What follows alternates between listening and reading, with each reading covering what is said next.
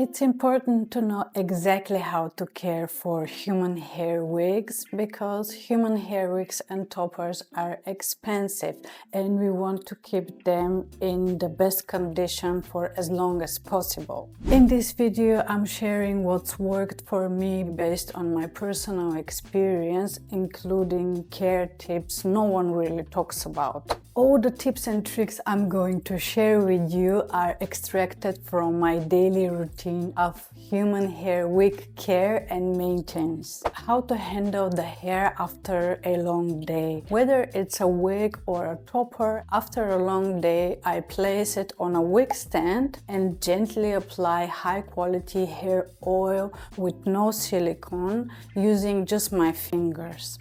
And I leave it for a few hours and then gently brush the hair starting from the bottom and working my way up. And if the hair is fine and very tangled, I will first use a piece of Velcro and just on the surface of the hair and slightly detangle it. And then I will apply the hair oil with my fingers and leave it for a few hours before brushing. And this really helps relax the cuticle and hydrate the hair before going in with the brush. And it's one of my essential human hair wig care tips. How I hold the wig or topper depends on the base of the topper or the cap of the wig.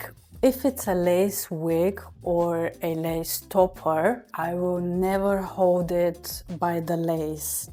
The lace is the most fragile part of the wig and it will start fraying over time. What I do is I place my hand and anchor my fingers at the back of the wig or topper where the wefts start and balance the weight of the wig or the topper there with my fingers. Then I gently brush it.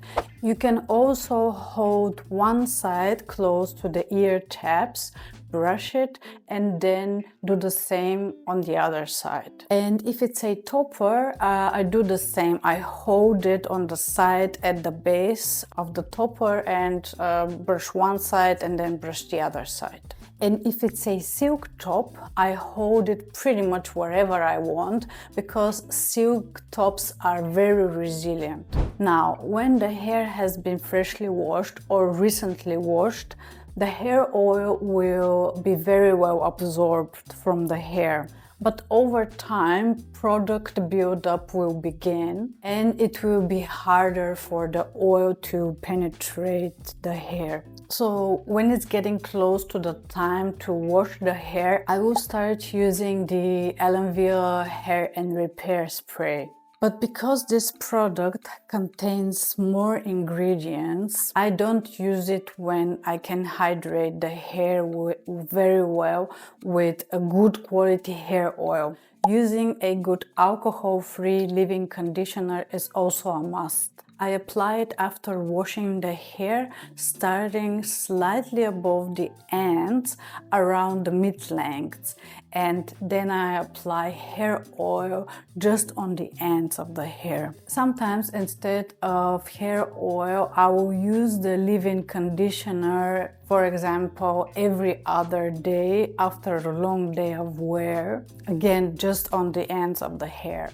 And this is a gentle approach on how to care for human hair wigs without overloading them with too much products. A few quick reminders.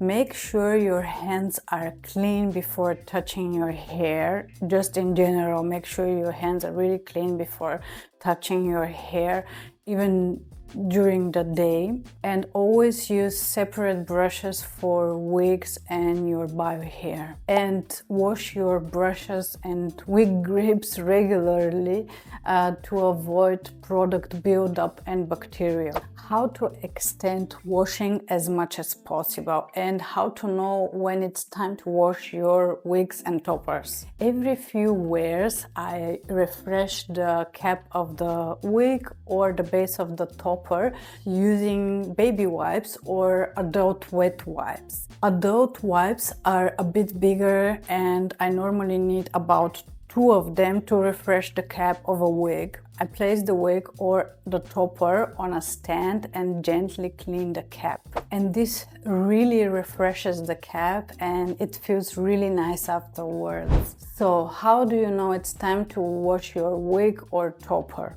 I can't give you a specific number of wears because it really depends on where and how long you wear the piece each time. But as a general rule, if you wear it for the whole day and regularly refresh the cap using my method, I would say you can go up to 20-25 full days of wear before needing a full wash. And this might sound absolutely disgusting, I know that, but it's important. The less you wash it, the better. Every wash wears the hair down a bit because the hair is no longer receiving nutrients from the follicle. We must do our best to care for it very gently. Also, this is not your bio hair and you don't need to wash it like your own hair and as regular as if you wash your own hair. I also make sure to wash my bio hair often, and if it's not freshly washed, I just use a little bit of dry shampoo on my bio hair. This is one of the key ideas in how to take care of human hair wigs long term. Please check the description and also the video that I will link up here to learn how to wash your wigs and toppers. And always use products specifically made for human hair wigs. The best human hair wigs products are worth the investment. Hair quality and adjusting the care depending on the quality of the hair. Your wig or topper might need more or less maintenance depending on the quality of the hair. I won't go into details about the different types of human hair in the wig wearing world. That's a separate video on its own. But the most important in a nutshell is that not all human hair is the same. Some pieces are made with virgin hair, which means that it hasn't been dyed or bleached or processed in any way, and that's also Remy hair, of course. Then there is only Remy hair, which still has the cuticle intact and running in the same direction, but it can still be budget quality hair. The non-Remy human hair is heavily processed, and even though it's called human hair, it can behave very differently. In my experience, low-budget hair often requires more moisture and care. It might feel dry over time and get tangled more quickly. For example, I have two pieces made from Remy Burmese hair and they are quite dry and get tangled easily. If the hair is very dry and tangly, I sometimes use the tiniest amount of silicone-based serum and just tiny bit, you need a little bit, and I use it only at the ends and never on the base or the knots. It can help smooth the hair and make it more manageable when nothing else works. Also, you will need to do deep conditioning treatment every few washes. And this is very essential for proper human hair wig care and maintenance. Storage and longevity tips. I store my human hair wigs and toppers either in the box they came in a silk bag, or on a wig stand, or on one of those cap racks that hang on the wall and they're perfect for wig storage. For toppers, I often clip them upside down by the base using one of those clip hangers in my closet. I also take those hangers with me when I travel. Sometimes when I see that the lace of the wig or topper it's not well supported and it's hanging a bit, I will place a tissue or a paper inside to help support the lace, and I will do that while the wig or the topper stands on a wig stand. Keep in mind, if you store your wigs and toppers in a box, you will need to restyle them much more often. And when it comes to styling, I always use heat protectant when I style my human hair wigs and toppers, and I never use heat higher than 180 degrees Celsius, or that's about 356 Fahrenheit. I hope these tips help you get the most out of your wig or topper. Thank you so much for watching, and please check the description for more care routines and product details.